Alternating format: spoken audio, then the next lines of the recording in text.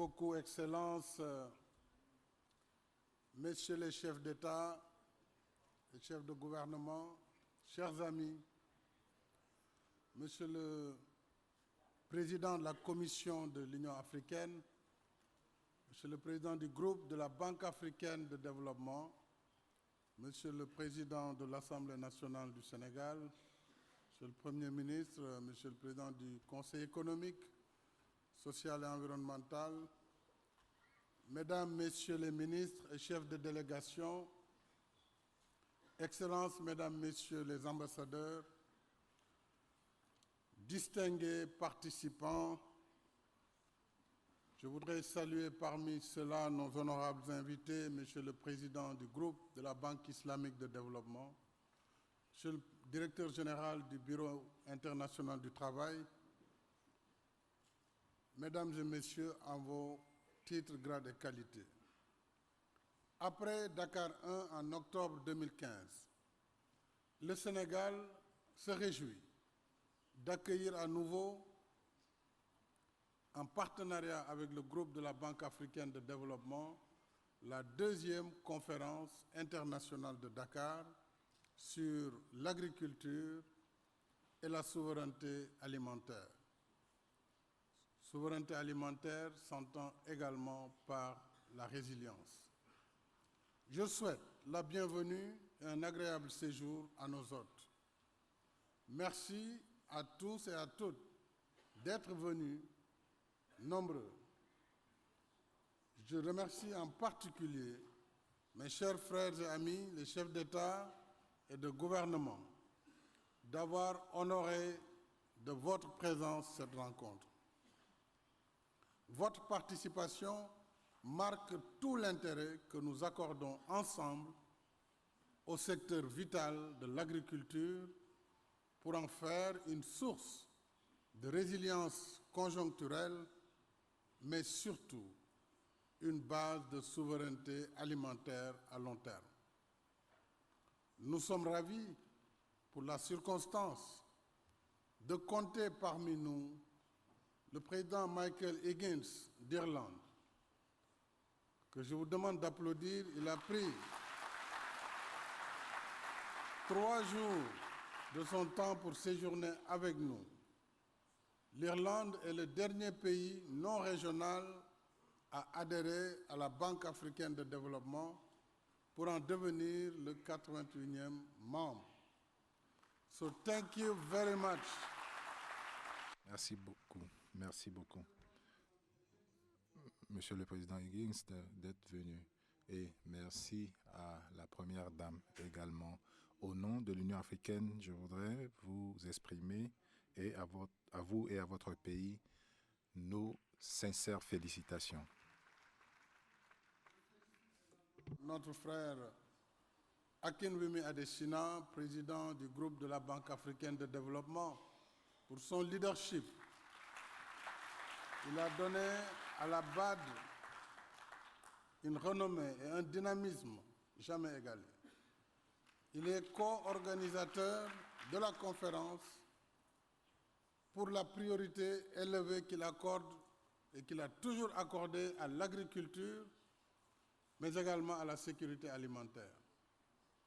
Et je félicite notre président de la Commission, Moussa Faki, homme de toutes les urgences africaines, présent parmi nous, avec toute cette brochette de chefs d'État qui pouvaient valablement délibérer au nom de l'Union africaine aujourd'hui, ici à Dakar. Mesdames et messieurs, de toute évidence, cette priorité est devenue aujourd'hui une urgence de première nécessité. Alors que nos pays subissent de plein fouet l'effet combiné du changement climatique, de la pandémie et d'une guerre majeure. Les chiffres parlent d'eux-mêmes. Et selon le rapport mondial sur la crise alimentaire, en 2022, jusqu'à 205 millions de personnes à travers le monde pourraient faire face à l'insécurité alimentaire. S'y ajoute la pénurie d'engrais et la hausse vertigineuse des prix qui plombe la production agricole. Cette crise sans précédent nous édifie sur l'urgence pour notre continent de mettre fin à sa dépendance alimentaire vis-à-vis de l'extérieur. J'ai beaucoup aimé, lors d'une discussion que j'ai eue hier avec le président Higgins, qui est un panafricaniste convaincu, j'ai été surpris des convergences idéologiques que nous avons eues lorsqu'il me disait que l'Afrique, avant, n'était pas dépendante alimentairement. Donc, à un moment donné de l'histoire et du parcours, l'Afrique est redevenue dépendante. Alors, il faut inverser et nous redonner cette souveraineté alimentaire. L'Afrique doit apprendre à se nourrir par elle-même et à contribuer à donner de la nourriture au monde. Nous en avons le potentiel. Nous sommes 1,4 milliard d'habitants, établis sur plus de 30 millions de kilomètres carrés, avec plus de 60% des terres arables non exploitées de la planète, d'abondantes ressources hydriques. Tous les grands fleuves, en dehors de l'Amazonie, sont quasiment africains. C'est d'ailleurs tout le paradoxe d'un continent qui continue d'importer l'essentiel de ses produits alimentaires. La déclaration de Maputo en juillet 2003 nous rappelle que pour transformer notre potentiel en réalité, il nous faut allouer au moins 10% du budget national au secteur agricole. Cela requiert un engagement volontariste et votre présence massive est un signal positif, une prise de conscience partagée des leaders pour arriver à cette transformation. À titre d'exemple, au Sénégal, la part des investissements agricoles dans le budget général d'investissement s'élève à 12%. De plus, en 2 ans, depuis la crise, nous avons augmenté de 75% le financement de la campagne agricole d'hivernage, qui est une campagne qui accompagne les producteurs, qui subventionne les intrants, que ce soit les semences, les engrais, le machinisme agricole. 75% de hausse sur 2 années. J'imagine qu'à l'échelle africaine, je salue le plan d'urgence de la Banque africaine de développement sur la sécurité alimentaire. Ce plan a permis de mobiliser 1,6 milliard de dollars sur quelques mois en faveur de 30 pays dont la moitié, les 15, ont déjà procédé au décaissement. Il est tout heureux que Dakar 2 soit un sommet orienté vers l'action, avec la signature de compacts de livraison de produits alimentaires et agricoles afin de stimuler la production et le commerce des produits. Tout à l'heure, après la cérémonie d'ouverture, l'organisation permettra aux différents chefs d'État et aux différents pays de dialoguer directement avec leurs partenaires sur leurs compacts, sur les priorités agricoles et sur les mobilisations financières qui devraient découler d'un tel échange.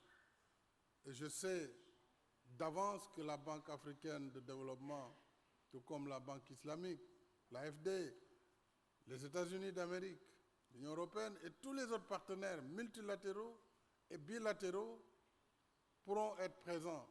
Et la BAD doit être, cher Hakim, le fer de lance. J'espère que tu nous donneras de bonnes nouvelles sur l'engagement du groupe de la Banque africaine par rapport à ces compacts par pays. Et je voudrais en outre rappeler à l'attention de notre conférence la déclaration conjointe sur la sécurité alimentaire issu du sommet États-Unis-Afrique au mois de décembre dernier, visant deux objectifs. À court terme, il s'agit de répondre aux besoins immédiats d'importation d'engrais et de produits alimentaires aux conditions normales du marché, sans inflation, sans surcoût. Deuxièmement, à moyen et long terme, la déclaration nous engage à travailler ensemble et de concert avec d'autres partenaires en vue d'améliorer de façon durable l'investissement dans le secteur agricole pour assurer la souveraineté alimentaire du continent africain. En ma qualité de président en exercice de l'Union africaine, j'ai mis en place une task force restreinte sur les objectifs à court terme, l'accès au marché, aux produits, qui sera ensuite élargie pour assurer le suivi des engagements à moyen et long terme. En relation avec le président de la Commission, cette task force qui s'est adjointe une éminente personnalité de l'Union africaine, le Premier ministre Haïlé Mariam Desalegn, qui dirigeait la task force, qui est là parmi nous, ancien Premier ministre d'Éthiopie, M. Strive Massivira, qui également fait partie de la task force, ainsi que Mme Vera Songwe et M. Daouda Semben, travailleront désormais avec le Premier ministre Hassan Mayaki, qui a dirigé le NEPAD pendant plus d'une dizaine d'années. Et tous les autres pays seront invités à rejoindre cette task force pour engager la discussion avec nos partenaires. S'agissant maintenant de nos partenariats de façon générale, il me semble important que les différentes initiatives en direction de l'Afrique soient mieux coordonnées au plan continental pour qu'ils soient en harmonie avec les 4 piliers de notre programme détaillé pour le développement de l'agriculture en Afrique. Ça, c'est un programme du NEPAD. Je salue la directrice générale de l'ODA-NEPAD. Le NEPAD qui va recevoir à Dakar, à partir du 2 février, une conférence internationale sur le financement des infrastructures en Afrique. Les 4 piliers, je voudrais les rappeler. Premièrement, il s'agit de valoriser davantage la recherche, améliorer la mécanisation agricole et la maîtrise de l'eau et intensifier l'utilisation de technologies appropriées, y compris la transformation locale des produits. Nous devons, de la fourche à la fourchette, comme on le dit, avoir une approche filière globale qui permette d'assurer notre souveraineté alimentaire. Deuxièmement, il s'agira d'élargir les superficies exploitées et d'assurer une gestion durable des terres. Troisièmement, il faudra améliorer l'accès des produits au marché en renforçant les infrastructures de désenclavement et d'interconnexion transfrontalière, ainsi que les équipements de stockage, de conservation et de transformation locale. Il faut rappeler qu'en Afrique, jusqu'à 40% de la production, souvent, est perdue faute de stockage et de conservation adéquate. Quatrièmement, enfin, il s'agira de soutenir les petits exploitants. Il ne faut pas que ces petits exploitants soient sacrifiés à l'aune de la grande agriculture, notamment les femmes et les jeunes, par un encadrement et un financement adaptés à leurs besoins. Sur la transformation durable des systèmes agricoles, la réforme foncière revêt une sensibilité particulière, sensibilité qui nécessite de concilier les besoins légitimes de l'agriculture familiale et ceux indispensables de l'agrobusiness pour la production à grande échelle. Là également, une attention particulière devra être accordée à l'accès au foncier pour les femmes et pour les jeunes. Chers collègues, mesdames et messieurs, face à une crise sans précédent, nous sommes à la croisée des chemins. Il y a le chemin de l'Afrique des problèmes, qui nous maintient dans le statu quo d'une agriculture qui continuera de nous exposer à la précarité alimentaire, très dépendante des aléas climatiques. Mais il y a par ailleurs le chemin de l'Afrique des solutions, qui nous met dans la perspective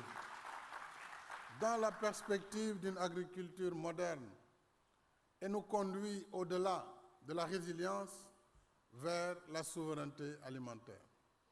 Dakar 2 veut s'inscrire résolument dans la dynamique de l'Afrique des solutions. Une Afrique donc qui puise dans son énorme potentiel pour se nourrir par elle-même et aider à nourrir le monde. C'est notre raison d'être ici aujourd'hui à Dakar. Nous voulons rester combatifs, résolus à surmonter nos obstacles pour relever les défis devant nous. J'appelle ainsi tous nos partenaires bilatéraux et multilatéraux à se mobiliser avec nous. Et c'est le moment de faire des actions pour faire de Dakar 2 un véritable sommet de l'action, afin de réussir ensemble le pari de la production agricole et de la souveraineté alimentaire en Afrique.